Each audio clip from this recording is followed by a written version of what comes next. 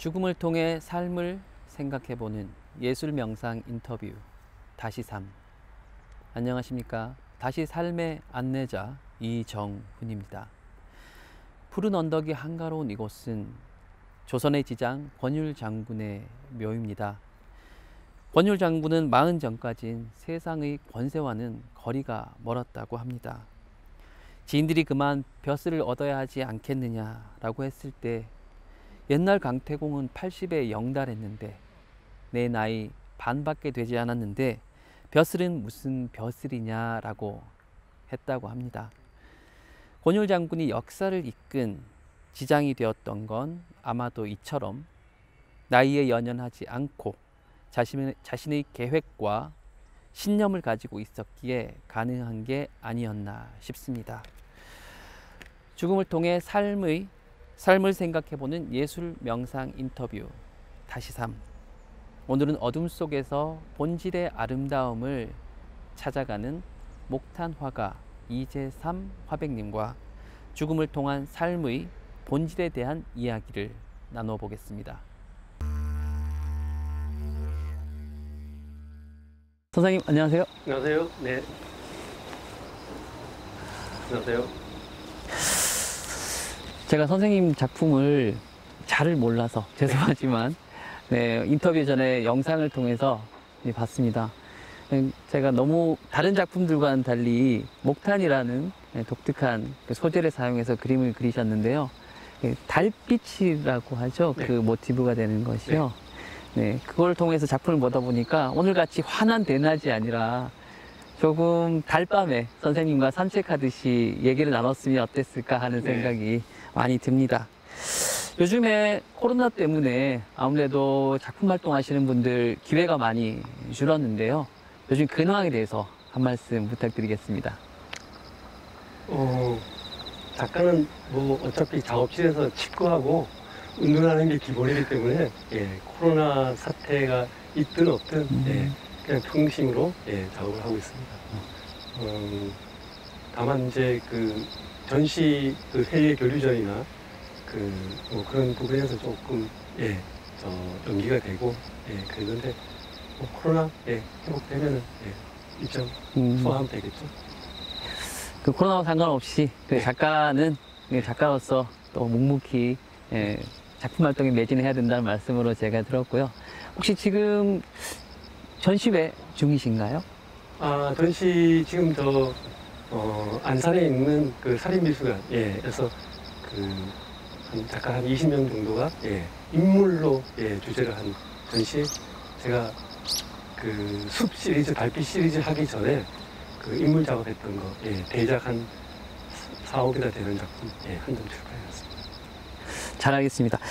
더 지금 나눌 얘기가 있는데 잠깐 자리를 옮겨서 아래로 내려가서 인터뷰를 계속 이어가 보도록 하겠습니다. 네.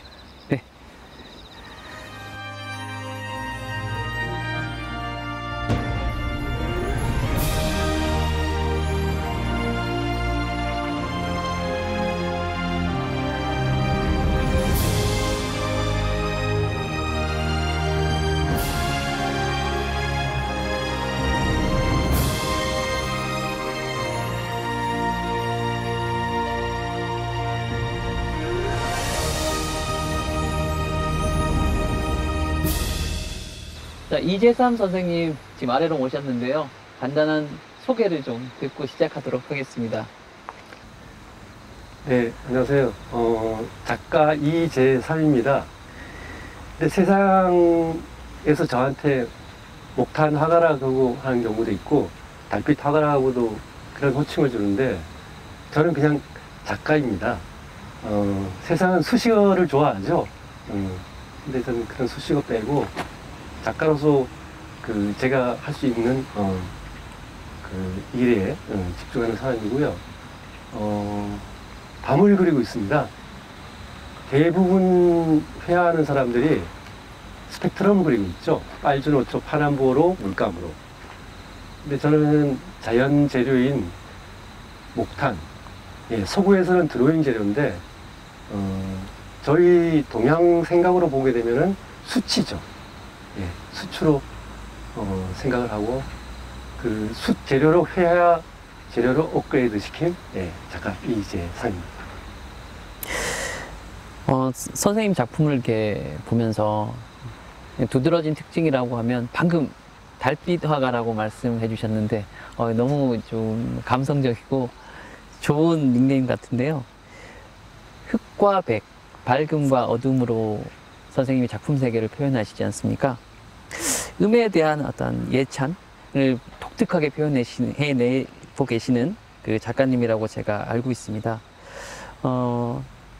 작가님만의 어떤 사물의 본질을 드러내기 위한, 철학을 하기 위한 어떠한 방법으로서 그리고 양이라는 어떤 의미인지 설명을 좀 부탁드리겠습니다. 음양을 이분법적으로 굳이 구분하고 싶지는 않고요. 제가 했을 때는 뭐 달빛 화가라고 했던 그 경우는 제가 작품 타이틀을 달빛으로 했거든요. 근데 밤의 어떤 정서치나 밤에 어떤 가지고 있는 그 느낌을 사실 그림에다가 한번 표현해보면 어떨까 싶어서 사실 밤을 그리는 작가인데, 거기에 제목을 너무 또 뭐 있어 보이는 그 단어나 있어 보이는 어떤 그 주제로 넣기보다는 우리 그 한국 사람이 가지고 있는 그 정서는 달을 떼놓고 생각할 수가 아니, 달을 떼놓으면 안 되는 어떤 민족이거든요. 달을 하면은 기온의 대상입니다. 그 원 자체가 가지고 있는. 그래서 소원과 기온의 어떤 그 기본의 성취고, 저희 옛날에 어머님들이 그 뒷마당에 달빛 아래서 정화수 떠놓고 기도하는 거는 그 가족을 잘 되게 해달라는 그런 거, 그 약간 종교적인 의미도 있지만, 그리고 선비들이 술잔에 달을 띄우고, 병포고세에도 달이 있고요. 예, 그리고 시조 짓는 것도 모든 시조에 달빛이 테마가 많이 있고요. 그런 거를 이렇게 제가 착안을 해서, 사실 원래는 서양화 전공했는데 어느 날 제가 30 중반 넘으면서 한국 사람이 그리는 한국 그림이면 어떨까 해서 사실은 달빛, 밤을 그리게 됐습니다. 밤이라고 하면 글쎄요, 저희의 어떤 감성, 물론 뭐 조금 감상적이고 따뜻한 느낌도 있습니다만, 대비되는 감정으로서는 두렵고 무섭고, 선생님 작품들을 보면서 흑과 백으로 나눠져 있다 보니까 그 서양 그림이라든지 유화로 어떻게 보면 형형색색 드러나는 그런 컬러풀한 그런 각 작품들에서 나오는 밝음들을 보기는 힘들지 않습니까? 거기서 선생님께서 음과 양을 그 작품을 하시면서 어떤 죽음이라든지 삶도 동시에 어떻게 생각을 하셨던 것인지에 대해서 궁금합니다. 사실 음양에 대한 부분은 뭐 양 하면은 어떤 그 태양에 가지고 있는 어떤 그 눈으로 시각적으로 다 보이는 거, 그런 어떤 질서를 저는 양이라고 생각하고 있고요. 음은 시각적으로 다 보이지 않고 몸으로 다 볼 수 있고 느껴야지 저는 음이라고 생각했어요. 뭐 제가 작가이다 보니까 시각적인 얘기를 지금 하게 되는데, 그래서 음양했을 때 그 달빛 하면은 그 밤의 어둠이기 때문에 눈으로 들어오지가 않거든요. 그러면 오감을 통해서 밤길을 걸린다 그러면은 바라볼 수 있어야지 달빛을 볼 수 있는 거예요. 예를 들어서 그 풀벌레 소리, 청각, 예, 그리고 몸에 닿는 그 어떤 습함, 예, 그리고 뭐 후각, 예, 풀 냄새, 뭐 구태에서 기타 등등 하여튼 그 오감을 통해서 볼 수 있는 게 사실은 저는 음이라고 보고 있고요. 그러니까 제가 취향이 근원적인 걸 좋아하는 것 같아요. 뭐 서양 말로 말하면 좀 심플한 거, 뭐 음식도 화려한 한정식보다는 그냥 부뚜막에 할머니가 그냥 이렇게 해놓는 그 나물 하나 무침에다가 따뜻한 밥 한 그릇씩 좋아하고, 음악적 취향도 그 원전악기, 서양의 원전악기의 어떤 취향을 또 제가 많이 가지고 있고요. 그리고 그 기타 자체도 제가 기타 음악을 좋아하는데 어쿠스틱, 그 일렉트로닉 전기 플러그를 뽑은 그 순수한 튜닝만 가지고 나오는 어쿠스틱 좋아하고 하다 보니까 작가는 자기가 여러 가지 그 생활의 모든 취향이나 생활의 어떤 일상사가 결국은 작업으로 묻어나오는 걸 수밖에 없거든요. 물론 거기 철학적 어떤 그 배경을 거기다가 품고 있는 거지만, 그래서 제가 그림의 흑백, 가장 단순한 흑백의 어떤 미학으로 제가 좀 빠져든 것 같고요. 근데 사실 흑백이 뭐 빨간색, 노란색처럼 똑같은 색채입니다. 예. 다만 우리가 왜 그 하면은 괜히 연상되는 게 흑백이죠. 그리고 근원적인 어떤 색채로 보게 되면 또 그걸 흑백이라고 이렇게 생각하는 게 많거든요. 그러니까 색채에서 오는 상징을 빼고 사물의 볼륨이라 할까요? 볼륨만 남는 거거든요. 그 볼륨을 추적하는 게 저라고 보시면 되고요. 그래서 제가 사실은 에서 달빛 테마를 가지고 밤에 어떤 그 정경, 밤의 풍경이 아닌 풍광을 제가 작업을 하게 되는 것 같습니다. 그 30대 때까지 그 유화를 하셨다고 제가 들었었고요. 그 이후에 목탄 화가로 이제 그 시작을 하셨었는데, 잠시 인터뷰 전에 저희가 좀 얘기를 나눴었지 않습니까? 그때 그 이렇게 바꾸시는 과정이 마치 직업을 가지고 있던 사람이 전혀 다른 직업을 바꾸는 것처럼 쉽지 않은 일이었다라고 하셨는데, 그렇게 바꾸게 되신 배경과 두렵진 않으셨는지, 이런 지점에 대해서 좀 궁금합니다. 사실 저게 그림이라는 게 이렇게 제가 30대 중반을 넘어서 다시 이전에는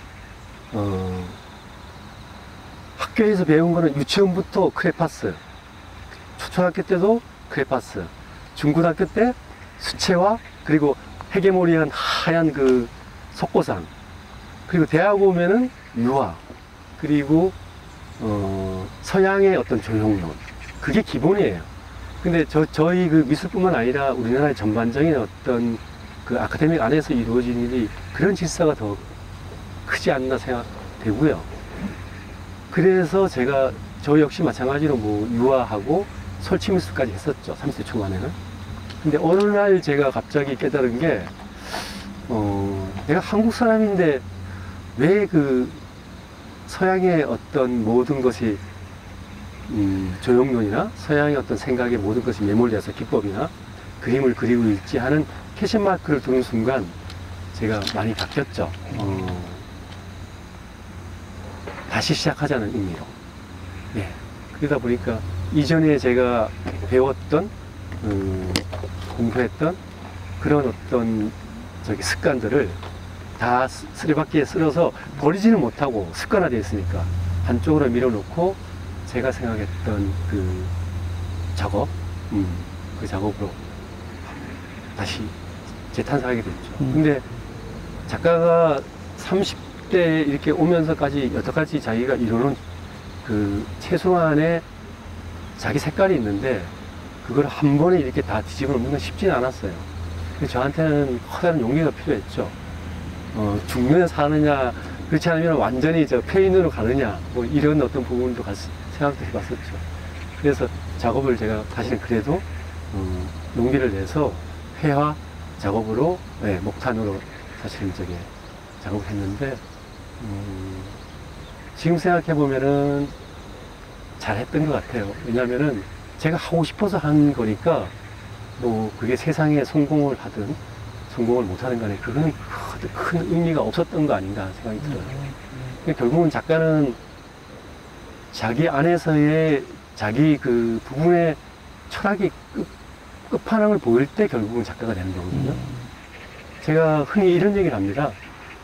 성공이라는 의미가 세상 사람들한테는 관역의 중심에 화살을 쏘아야 되는 것이지만, 작가한테는 자기 가슴을 향해서 활을 쏘아야 되는 것이 아닌가. 다시 바꿔 말하면은 세상 사람들은 공중으로 부양해서 아래를 바라보기를 원하지만, 작가는 자기 땅을 딛고 있는 그 영역 안에서 우물을 파는 그 영역으로 얼마나 깊이 들어가느냐가 그게 더 중요한 게 아닌가. 결국은 예술가한테 세상 사람이 박수 치는 거는 그 부분을 때문에 박수 치는 거지. 세상에 성공하는 사람은 너무나 많잖아요. 그래서 저는 그 부분도 어느 부분 제가 저게 청소년기에 한번 생각해봤던 적이 있었던 것 같아요. 예. 그래서 작가의 어떤 그 고집이나 작가의 어떤 그 삐딱이 이 부분이 없으면은 결국은 뭐 저게 순수한 작품을 하더라도 디자인이 아닌가 하는 생각이 또 들었고요. 예. 그래서 그런 아직까 그런 덕전으로 예, 지금까지 살고 있습니다. 아, 좋은 말씀 감사합니다. 이런 걸 한번 여쭤보고 싶은데요. 이것은 아마 작가님보다는 아직도 제가 좀 어린 입장이고 사회를 아직 더 살아야 되는 그런 입장에서 생겨나는 궁금증입니다. 자기의 철학을 가진다는 것, 그리고 기존에 30여 년 동안 해왔던 것을 하고자 하는 것이 아니라 하고 싶은 일, 해야 할 일이 아니라 하고 싶은 일을 위해서 과감하게 내 삶을 턴할 수 있는 그때 필요한 용기를 가지는 것은 작가들만이 가질 수 있는 어떻게 보면 타고난 재능이다. 이렇게 봐야 될까요? 아닙니다. 제가 알기로는 그 세상에 자기가 자기 모습 색깔을 나타낼 수 있으려면은 무모해야 됩니다. 그 무모하다는 의미에 저는 굉장히 크다는 의미를 많이 두고 있는데, 무모하지 않으면은 기존의 질서에 자기가 따라가는 것밖에 안 되고, 기존의 질서에 자기가 조금의 연출하는 것밖에 안 되거든요. 근데 세상은 그런 사람한테 당위성을 주지 않아요. 그런 사람한테 박수치지 않아요. 영원한 참모밖에 안 돼요. 근데 세상 누구나 다 자기가 자기 색깔을 가지고 행복하게 살기를 원하잖아요. 그래서 그런 무모함은 꼭 필요하고요. 스티브 잡스가 얘기했죠. 갈망하라. 그 무모함 속에 갈망하는 생각이 없으면 또 안 되겠죠. 왜? 갈망이라는 건 뭐겠습니까? 자기가 온몸을 다 바쳐 사직생 죽어야 사는 거 아닙니까? 근데 내가 뭔가 주변 눈치 보고 주변의 것에 대해서 자기가 조금 잔머리 올려서 얻으려고 그러면은, 세상 사람은 남 보는 눈은 8단입니다. 근데 나를 보는 눈이 8단이어야 되죠. 바둑에서 8단 8급이 있는데 세상 보는 눈은 8급이어도 되고 나를 보는 눈은 8단이어야 됩니다. 그만큼 자기한테 냉혹하게 채찍질해야지 어떤 사람이든가 행복한 삶을 살 수 있는 거지, 뭐 적당히 기획된 것에 뒤따라간다 그러면 안전은 하겠죠. 글쎄요, 안전하기 때문에 스스로가 굉장히 허망할 거예요. 결국은 안전하다는 거는 모험을 안 하겠다는 거고 무모하지 않다는 거거든요. 그래서 세상 만약에 뭐 저는 잘은 잘 모르지만 다른 분야에서도 아마 웬만한 그 명사들이나 그렇지 않으면은 뭐 사업을 했던 성공했던 사람이 그런 부분을 안 가지고 계신 분 있을까요? 예, 제가 직접 만나서 깊은 대화는 나눠보지 않았지만 다른 매체를 통해서 봤을 때는 뭐 예술가만 가지고 있는 게 아니라 똑같은 건데, 다만 저한테 명찰표로 예술가라는 명찰표만 있을 뿐이지 다른 분은 기업인이고 어떤 분은 학자고 참 똑같다고 보고 있습니다. 예. 네, 선생님께서 본인의 인생에 있어서 누구보다 담대하고 결단하고 용기를 내실 수 있었던 것에는 남다른 생사관이 있기 때문이 아닌가 하는 생각을 하게 됩니다. 그래서 단도직입적으로 한번 여쭤보겠습니다. 선생님에게 죽음이란 어떤 의미일까요? 죽음 하면은 우리가 일반적인 관점으로 보면은 다 엄숙하고, 그리고 보내는 사람에 대한 어떤 애도라고 생각하는데, 저는 한국 문화는 축제라고 봅니다. 우리 그 이전에 선조들은. 그래서 죽음에 모든 사람이 모였을 때 그 곡하는 것도 사실은 그게 슬퍼서 하는 게 아니라 보내는 분의 어떤 그 곡 소리로 곁에 보좌해주는 소리가 아닌가 하는 생각도 들고요. 그런데 제가 뭐 깊게 생각해본 적은 없어요. 죽음에 대해서. 그런데 생과 사라는 의미가 그렇게 구분을 딱 지어야 될까 하는 생각도 들어요. 다시 말하면 내가 지금 현재 살아있을 때 그 과정이 상당히 삶에서의 중요한 건데, 사람이 태어나는 건 내 마음대로 못하고 어머님, 아버님이 사랑에 의해서 내가 태어나겠고, 죽음? 내가 언제 죽는다고 내가 선택할 수 없는 건데, 그러면 태어난과 죽음은 자기가 선택을 못하고 살아있는 과정의 그 시간 동안 자기가 인생에서의 그 어떤 일을 선택해서 자기가 행복을 느껴야 되지 않나 하는 생각을 평상시에 많이 생각했죠. 네. 그렇다 그러면은 삶이란 과연 무엇인가 그렇게 한번 되물어보면 저한테 결국 후회마이, 내가 누군지를 아는 게 가장 행복한 거 아닌가 하는 생각을 가지고 있습니다. 제가 여기서 한 가지 여쭤보고 싶은 게 생겼는데요. 임권택 감독의 축제라는 영화를 보면서 우리 죽음도 저랬으면 좋겠어 라고 한 생각을 함과 동시에, 이 죽음이 매우 개인화됐을 때 제 가까이 저 가까운 분들, 뭐 친지분들, 아직 부모님은 아닙니다만 그런 분들을 죽음을 가까이 했을 때는 두렵더라고요. 무섭고 회피하고 싶은 마음이 있었는데, 우리 선생님 같은 경우에는 가까운 분들의 죽음을 아마 경험해 보셨으리라 생각합니다. 그때 죽음에 대한 공포는 없었는지, 두려움은 없었는지, 이 죽음이 매우 개인화됐을 때의 그때의 느낌을 좀 들어보고 싶습니다. 두려움, 공포, 이거보다는 다른 얘기로 오히려 제가 말씀드려도 될까요?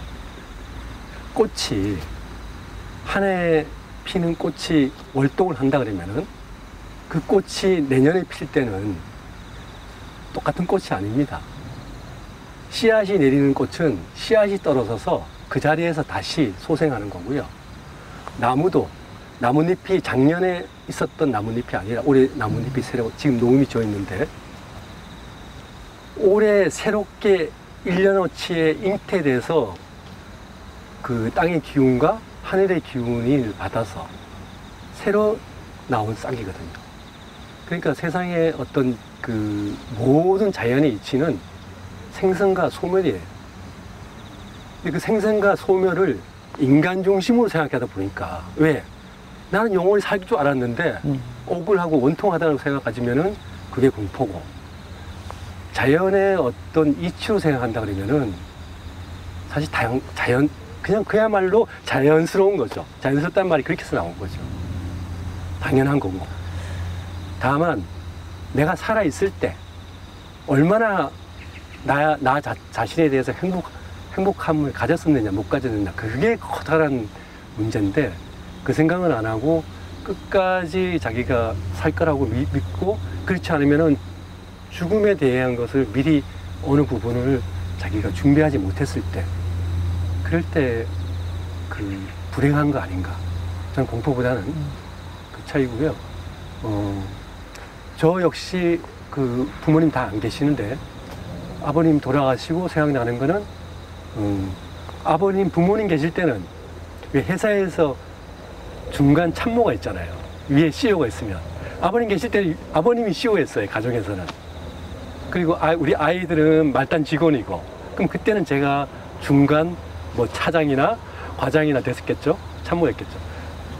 딱 아버님 돌아가시고 그 행사를 다 치른 다음에 드는 생각은, 이젠 내가 가족에서 CEO구나 하는 생각이 들더라고요. 그 CEO란 말은 어떤 의미냐면은 순환되는 거예요. 순환된다는 게 뭐냐면은 매듭이 하나 풀어지거나, 그렇잖아, 매듭을 하나 더 꼬아놓는 거죠. 매듭 하면은 엄청나게 길잖아요. 그래, 인생이 만약에 제가 이씨인데, 이씨 집안에서의 아버님은 매듭이 하나 소멸된 거고, 제가 그 매듭을 대신하는 거고, 그 다음에 우리 아이는 그 매듭에 새로운 매듭이 제가 없을 때 또다시 매듭을 하나 만들 거고, 결국은 그런 문제지. 왜 요즘 플라스틱 문제가 많잖아요. 인간이 다 영원히 썩지 않게 만들려고 하는 그런 게 많잖아요. 그런 문제에서 생각해 본다면 역행이죠. 네, 모든 게 다. 지금 현대에 가지고 있는 그 물질에 대한 어떤 부분을 보면은, 그래서 우리 뭐 흔히 하는 얘기로 책에서 보면 뭐 비인간화되고 사람과 사람 관계가 굉장히 단절됐다는 얘기가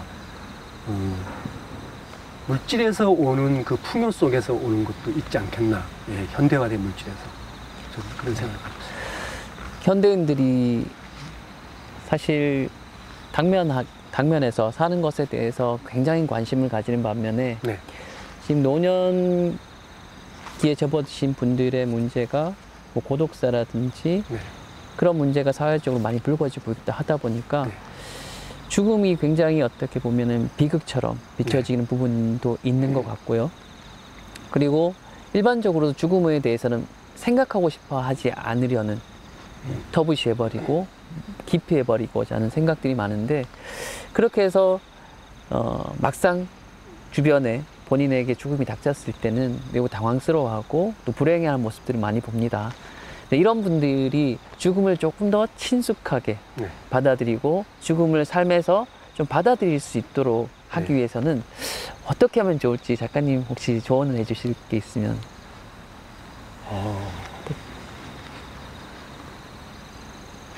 집착의 문제가 아닌가 생각됩니다. 그건 살아있을 때도 마찬가지고. 무슨 일을 할 때, 뭐 제가 오늘 뭐 엉뚱한 얘기를 말씀드릴지 모르겠지만, 다른 거 가지러 가는지 모르겠지만, 사람이 일을 할 때도 그 일에 대해서 내 온몸을 다해서 마음과 그 가슴으로 그 일을 감당하려고 할 때는 집념이 돼요. 생각 염자가 되는데, 단순히 그 내 온몸을 싣지 않고 머리로만 그 어떤 부분을 감당을 할 때는 집착이 돼요. 집착이라는 건 비극적인 거거든요. 왜냐하면 생각만 세상이 이루어지는 게 아니거든요. 그렇다 그러면 내가 삶의 어떤 그 궤적이 요즘 뭐 100세 세대라고 그러지만 하여튼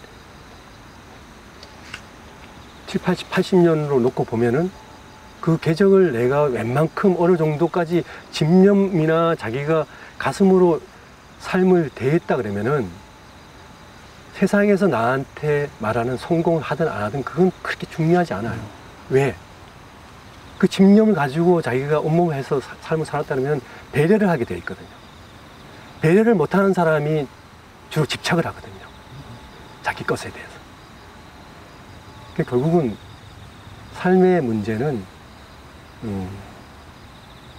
배려심도 있어야 되고, 세상의 어떤 그 여러 가지 부분을 자기가 삶을 통해서 모든 것을 어느 정도 감당을 했다면 죽음이라는 것이 그렇게 두려울까요?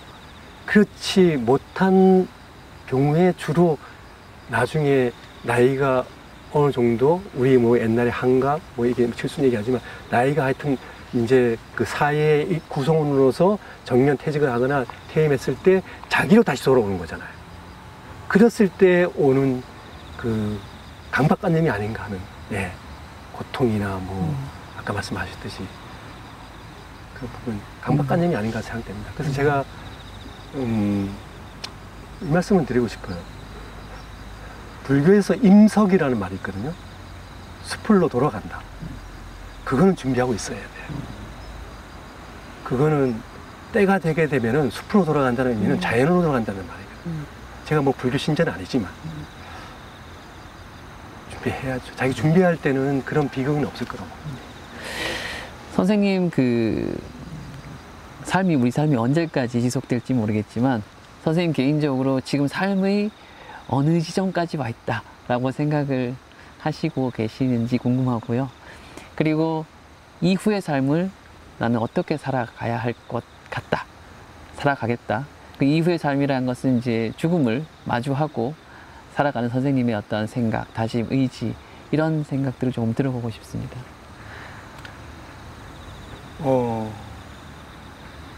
저는 작가잖아요. 그림 그리는 사람이잖아요. 지나온 생각을 내가 청춘부터 생각해 보니까 20, 30대를 그게 꼭 들어맞는 건 아니지만 20, 30대를 주로 젊은 작가라고 그러거든요. 왜 젊은 작가겠어요? 무궁무진하게 가능성이 있기 때문에 젊은 작가겠죠. 적당히 어눌해도 되고 그림이, 그리고 자기 것이 독창적이지 않아도 돼요. 모색기니까. 그러니까 그때는 제가 이렇게 말을 하고 싶어요. 20, 30대 그림을 짝사랑하는 기, 짝사랑하는 거는 남녀가 짝사랑하게 되면 이루지 못한 거죠. 아직은요. 대실이 하기 전이잖아요. 그럼 30, 40대, 이건 작가로서 제가 얘기합니다. 30, 40대 조금 40, 50대 20, 30대 얘기했으니까 조금 세상을 이제 알았잖아요. 경험도 해보고 모색도 해보고. 그 40대 50대 욕망하는 거예요. 이제 알기 때문에 자기가 진짜 하고 싶은 거를 막 판을 벌려서 저지르는 거죠. 더 깊게. 아마 일반적인 사회 구성원도 똑같다고 봐요. 40, 50대가 가장 정점이 아닌 거 생각해요. 젊음도 있고 적당히 어느 정도 연륜도 있으니까 경험치도 있고. 그 다음에 60, 70대. 제가 올해 60 됐거든요. 예, 네. 6학년이 됐습니다. 60, 70대는 제가 그냥 60이 딱 진짜 다는 순간 제가 한번 생각해 봤어요. 가장 작가의 의미였습니다. 일반 사람 같으면은 뭐 퇴임을 하거나 후배들한테 물려주고 약간 내려놓거나 그런 입장이지만 절정이라고 좀 보고 있어요. 왜?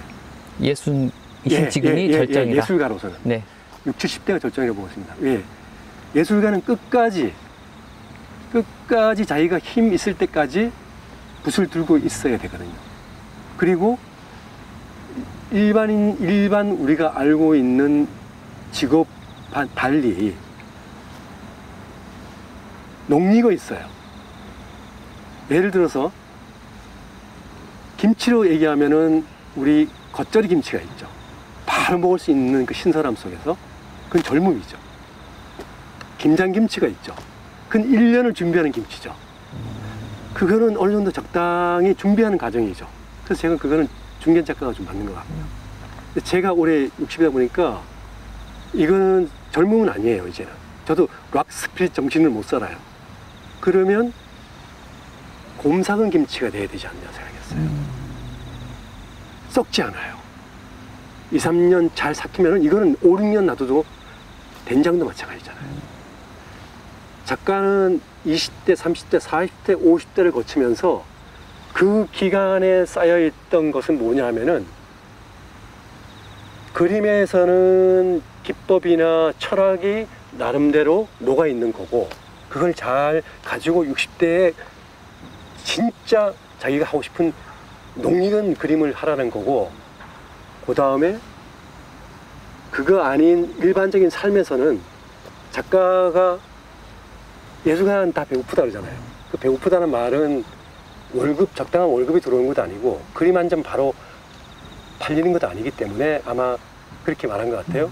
그러니까 그 경제에 대해서 사실은 항상 떨림이 많아요. 예술가는. 그러면 네. 그거를 견디는 항체가 있거든요. 네. 그게 20, 30, 40, 50대 면역력을 길렀었거든요. 그러면 두 가지 다 어느 정도까지 녹익어 있는데 이제부터죠. 저는 이제부터라고 생각하고 제가 대작을 하다 보니까 사다리 타고 올라가서 작업하거든요. 사다리 타고 올라갔을 때까지 제가 이제부터 진짜 이지삼이의 그 깊은 작업을 한번 해보면 어떨까 하는 게 저는 오히려 홀감을 해요. 젊음을 떨쳐버릴 수 있어요. 지금 말씀 들으면서 아마 60대 분들이 굉장히 힘을 얻지 않겠나 하는 생각이 들고요. 너무 말씀 중에 제가 감명을 받았던 부분이 20대, 30대 나름의 그 새로움이 있다면 나이를 먹어가면서 녹익는 그 나름의 또 맛이 있다는 것.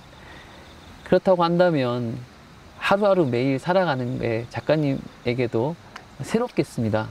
새로운 일이 것이고 새로운 나를 늘 만나가는 일이고 늘 성장한다는 그런 마음이 있기 때문에 글쎄 오늘 죽음이란 주제를 가지고 이야기를 나누는데 굉장히 적극적으로 사실 역설적으로 살아내는 이야기가 계속 오고 와서 죽음을 제대로 직면하고 사는 분들일수록 이렇게 생에 대한 의지나 열정이 굉장히 높고 크구나 하는 생각을 해보게 됐습니다. 마지막으로 작가님께 여쭤보고 싶은 게 있는데요. 웰엔딩 페스티벌의 주제에 맞는 사실 인터뷰이기 때문에 한 가지는 잘 늙는다는 것, 그리고 잘 죽음을 준비하는 것이란 무엇일까라는 질문 하나고요. 한 가지는 요즘 우리 세대들이 보면 마치 죽은 사람처럼 사는 사람들이 참 많다고 합니다. 예, 죽음은 죽어서야 죽음인데 살아있는 지금, 생명이 붙어있는 지금 죽은 사람처럼 살아가는 사람들이 많다고 하는데 그분들에게 생의 의지, 살아갈 이유를 좀 간략하게 말씀을 해 주실 수 있으면 부탁드려 보겠습니다. 누구나 늙죠.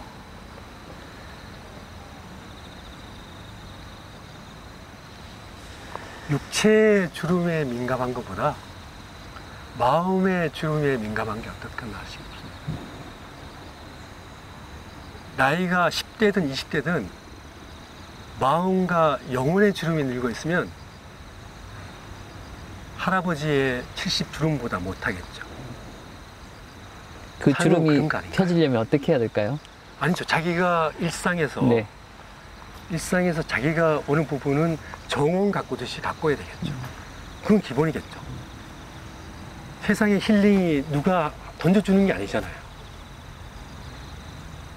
내가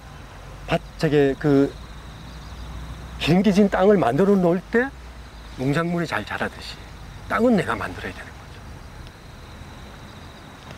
하늘에서 떨어진다? 그건 세상에서 있을 수 없는 일이죠. 그래서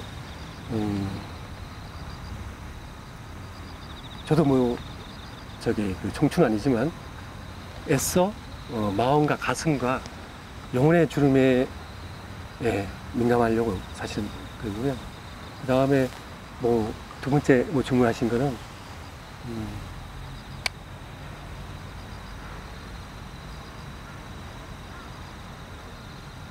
멋과 맛을 또 얘기하면 어떨까 싶네요.